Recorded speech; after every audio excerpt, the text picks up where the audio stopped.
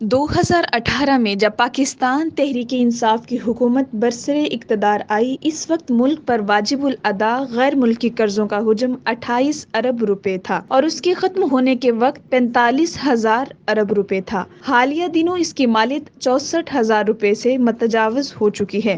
اس حوالے سے وزارت خانہ نے بدھ کے روز ملکی اور غیر ملکی قرضوں میں اضافے کی انتہائی تشویشناک رپورٹ جاری کی ہے۔ اس حوالے سے وزارت خزانہ نے بدھ کے روز ملکی اور غیر ملکی قرضوں میں اضافے کی انتہائی تشویشناک رپورٹ جاری کی ہے، جس کے مطابق ملک پر واجب الادا قرضوں کا حجم جو جون 2022 میں 36.9% اضافے کو ظاہر کر رہا تھا، اس سال متذکرہ مہینے میں یہ شرح 38.23% پر پہنچ گئی ہے۔ یہ تاریخ کی بلند ترین سطح ہے اور ملک اقتصادی طور پر جس سنگین صورتحال سے دوچار ہے، اس کے مطابق آنے والے دنوں میں قرضوں کا حجم پہلے سے بھی زیادہ شرح کے ساتھ بڑھتا دکھائی دے رہا ہے، جو مجموعی قومی پیداوار سے زیادہ ہے۔ دوسری طرف شدید مندی کی وجہ سے کمرشل بینکوں کے پاس حکومت کو قرض دینے کی استعداد کمزور ہوتی جا رہی ہے۔ اسٹیٹ بینک کے پاس کل ملا کر 13.3 ارب ڈالر کے غیر ملکی ذخائر ہیں اور ان میں کمرشل بینکوں کے 5 ارب 42 کروڑ ڈالر شامل ہیں، جبکہ پاکستان کو جون 2024 تک قرضوں کے بماسود قسطیں اتارنے کے لیے 25 ارب ڈالر درکار ہیں۔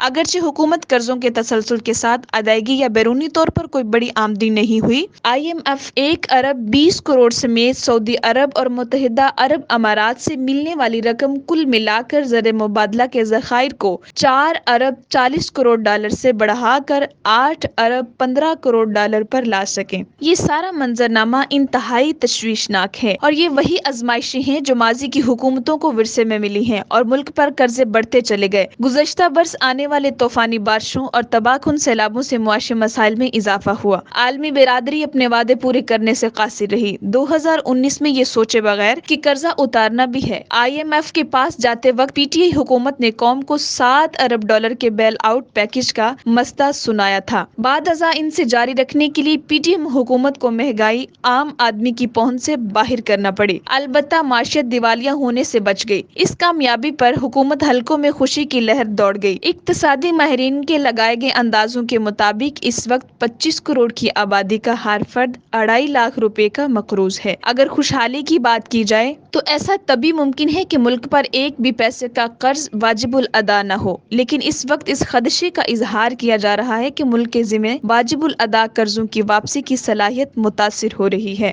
وطنی عزیز کو معاشی مسائل نے جس طرح گھیر رکھا ہے، ان سے سماجی شعبہ بری طرح متاثر ہو رہا ہے۔ خوراک، تعلیم، صحت اور روزگار سے دوری عام آدمی کی بے چینی میں اضافے کا باعث بن رہی ہے۔ ملک کے کلیدی اداروں نے اس بات کو شدت سے محسوس کرتے ہوئے کہا، 4 ماہ قبل خصوصی سرمایہ کاری سہولت کونسل قائم کی، جس نے ایک فریم ورک بنایا ہے۔ اس کی روشنی میں حالیہ دنوں میں اسمگلنگ، ذخیرہ اندوزی اور تیزی سے بڑھتے ہوئے معاشی جرائم کو روکنے کی کامیاب کوششیں شروع کی۔ اس صحت مندانہ اقدام کے علاوہ بھی بہت کچھ کرنے کی ضرورت ہے۔ اس میں ٹیکس نیٹ میں اضافہ سب سے بنیادی بات ہے۔ اس وقت واجب الادا طبقے کا محض 33% حصہ ٹیکس ادا کر رہا ہے، جس سے مطلوبہ ہدف پر لانے کے لیے بدعنوانی کا خاتمہ اولین شرط ہے۔